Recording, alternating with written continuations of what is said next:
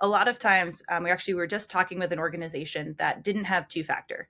And the reason had nothing to do with technology. It had everything to do with a policy problem.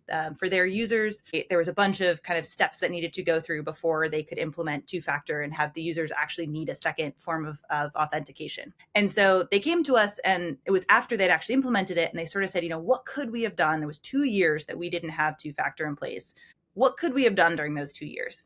And so we sort of sat down and said, well, if you had scattered decoy credentials throughout the network and monitored for those decoy credentials being used, you would have had a high fidelity alert that something had gone Mm. wrong and something bad was happening. It wouldn't have fixed your two-factor problem. You still need to be making progress to implement two-factor, but it at least would have been that canary in the coal mine in that time between when you identified the problem and you were able to fix it. And I think decoy credentials are a great one because credentials are stolen credentials is such a commonly used adversary tactic. And so it's simple. It also has a lot of opportunity to sort of get ramped up as in maturity. So baseline is I scatter some decoy credentials around and I monitor for them to be used. Great, success.